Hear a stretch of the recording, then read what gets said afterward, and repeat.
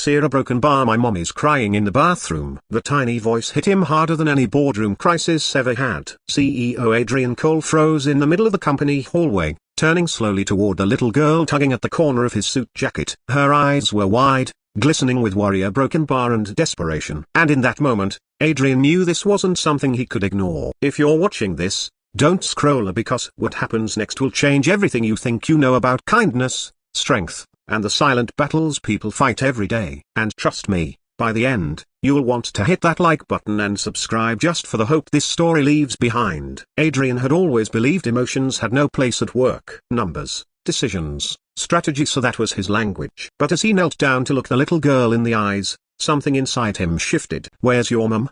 he asked softly. The girl pointed toward the women's restroom, her small hand trembling. "She said she was okay, broken bar, but she's been crying for a long time." "I'm scared." No one else in the hallway seemed to notice. People walked past, pretending not to see, pretending it wasn't their business. But Adrian couldn't. Not today. Not when he recognized that same fear, or the fear he himself once carried as a child, watching his mother break down behind closed doors, thinking no one cared.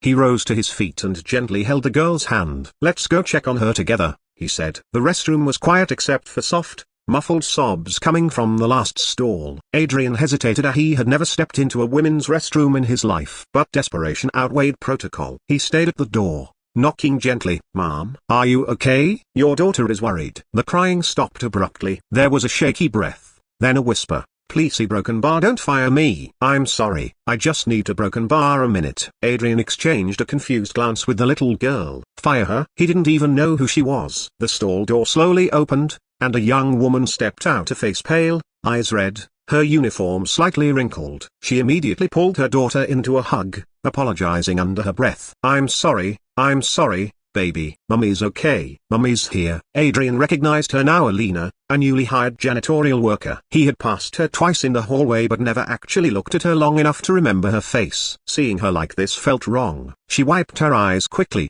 trying to stand straighter. "See a broken bar, I promise it won't happen again. I'll work extra hours. Just a broken bar, please don't take this job away. I need it." Her voice cracked at the last word. The little girl hugged her leg tighter. The CEO felt something ache inside his chest, an emotion he'd buried deep under years of ambition, pressure, and loneliness. "No one is losing their job," he said firmly. "Sit down. Tell me what's going on." She didn't want to, but the exhaustion on her face showed she had no strength left to pretend. They moved to the empty break room. Adrian sat with them as if the company didn't depend on his schedule. Lena finally spoke. Her husband had abandoned them 2 years ago, leaving her with debts she didn't know existed. She had sold everything, her jewelry, furniture, even her wedding ring, to keep her daughter safe and fed. They had been moving from place to place, trying to survive. She finally found this job, which paid just enough for rent and food if she stretched every penny. But today, a broken bar. Today the landlord demanded money she didn't have. He was threatening eviction. And on top of that, her daughter had gotten sick at school earlier. She had no one to call for help. No family, no community, nothing. "And I was trying so hard to stay strong,"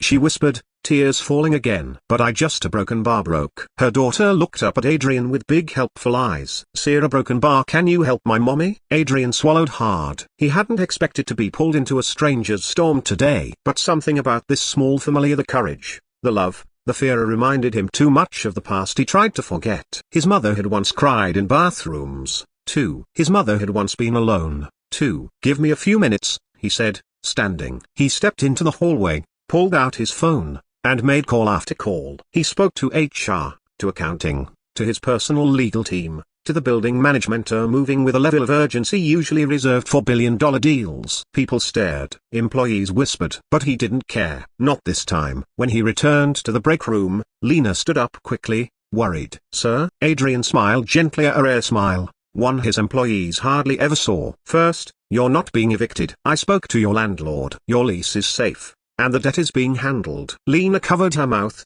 eyes widening. "Second," Adrian continued, "starting next week, you're being transferred from janitorial work to administrative support. Better pay, regular hours, and benefits." Her knees buckled, and she had to hold on to the table. "And third, a broken bar, your daughter will receive full scholarship support through our company's family education fund. She won't have to worry about anything." The little girl gasped and hugged him so tightly he almost stumbled. Lena cried silently, then openly, then uncontrollably, this time not from fear, but relief, gratitude, hope. She sank to the floor, holding her daughter in her arms, whispering thank you again and again. Adrian knelt beside them, placing a gentle hand on her shoulder. You don't owe me anything, he said softly. Just don't give up. Someone once helped my family when we needed it most. I'm just returning the kindness. For the first time in years, Adrian felt human again. Not a CEO, not a powerhouse, just a man who finally remembered what it meant to care. Weeks passed. Lena blossomed in her new role. Her daughter returned to school happy,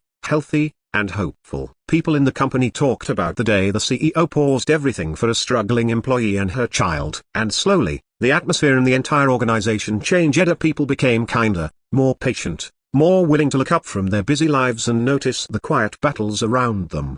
On the day of the company's annual meeting, Lena approached the stage with her daughter. She presented Adrian with a small handmade card that read, in shaky crayon letters, "Thank you for saving my mummy's life." The room fell silent. Adrian held the card as if it were made of glass, and he realized this moment meant more than any award, any deal, any recognition he had ever received. He looked at the crowd and spoke from the heart. Power means nothing if it can't be used to lift someone up. And somewhere in the audience, people wiped their eyes because it was true. So if you're watching These a Broken Bar, remember, kindness is never wasted. One moment of compassion can change your life, maybe even save it. Hit the like button if you believe that the world needs more stories of hope. And don't forget to subscribe for more emotional journeys that remind us we're all human, all struggling, all deserving of a helping hand.